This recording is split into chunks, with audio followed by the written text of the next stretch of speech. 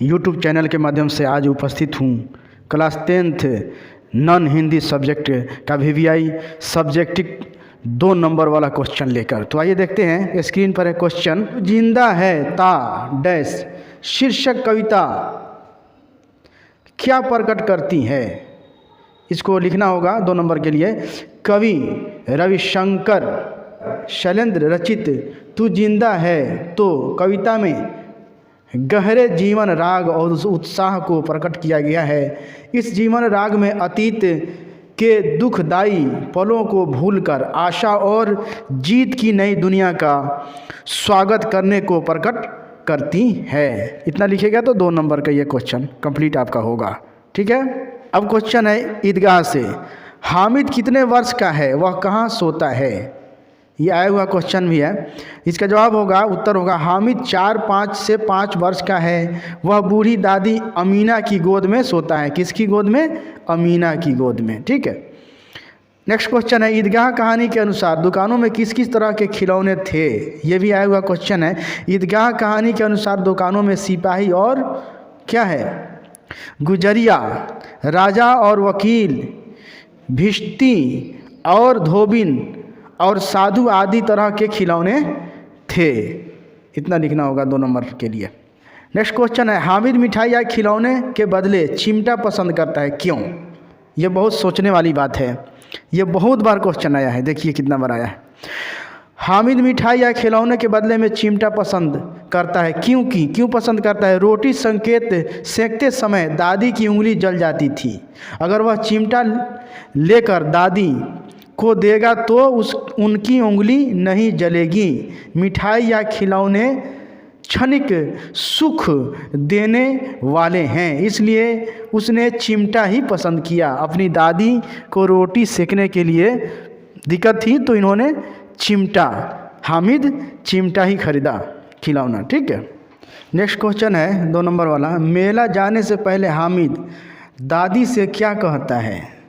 इसको लिखना होगा 2 नंबर के लिए। मेला जाने से पहले हामिद दादी से कहता है कि अम्मा तुम बिल्कुल डरना नहीं, मैं सबसे पहले मेला देखकर आ जाऊंगा। इतना लिखना होगा आपको। अब है नेक्स्ट क्वेश्चन 2 नंबर वाला। हामिद ने चिमटे को किन किन रूपों में उपयोग करने की बात कही है। इसका उत्तर लिखना होगा 2 नंबर के लिए। हामिद ने चिमटे को बंदूक, मंजीरे, बहादुर शेर के रूप में उपयोग करने की बात कही। जैसे कंधे पर रखो तो बंदूक हो गई चिमटा, ठीक है, और हाथ में लिया तो फ़कीरों का चिमटा हो गया। यह मंजीरा के काम भी आ सकता है। दादी को चिमटा की कमी थी, उनकी हाथ जल जाती थी रोटी सेकने में, इसलिए हामिद ने चिमटा ही पसंद किया।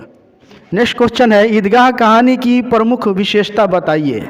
VVI क्वेश्चन है, हर साल आता है। देखिए कितना बड़ा है, इतना बड़ा है ये।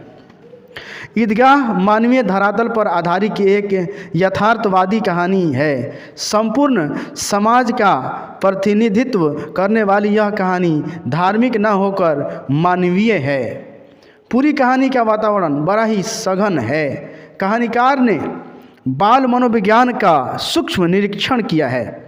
कहानी में कहीं भी गंभीर कौतूहल नहीं है। कहानी के अंतिम अनुच्छेद का यह वाक्य बच्चे ने बूढ़े हामिद का पाठ खेला था। इसके आधार बिंदु को समझने की कुंजी है। एक छोटे से बालक का बड़े बूढ़ों जैसा व्यवहार और विवेक उसकी गरीबी ने उत्पन्न किया था।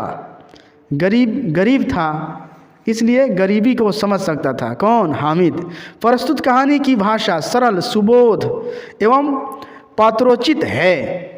मुहावरों को भरमार ने कहानी की और भी रोचक बना दिया है। इसमें मुहावरे भी हैं जिससे कहानी बहुत ही रोचक है, सुनने में पढ़ने में बहुत ही बढ़िया लगता है। नेक्स्ट क्वेश्चन है ईद के दिन अमीना क्यों उदास थी। 2 नंबर का क्वेश्चन है। देखिए कितना बड़ा है। तो अमीना अपनी दीनता, बेसहारापन तथा आर्थिक दुर्दशा के कारण उदास थी। ठीक है। वह सोच रही थी कि अपने अनाथ पोते को ईद पर्व के अवसर पर मेले जाने के लिए पैसा कहाँ से देगी। अमीना कौन थी? हामिद की दादी थी, क्योंकि उसके घर में एक दाना भी नहीं था। इतना लिखेंगे तो आपको 2 नंबर मिल सकता है। ठीक। नेक्स्ट क्वेश्चन है, चिमटा देखकर अमीना के मन में कैसा भाव जगा? ये भी आया हुआ क्वेश्चन है, आता है हर साल। चिमटा देखकर अमीना के मन में क्रोध तथा स्नेह का भाव जगा। उसने छाती पीटकर कहा, बेसमझ लड़का, तुमने कुछ खाया पिया नहीं?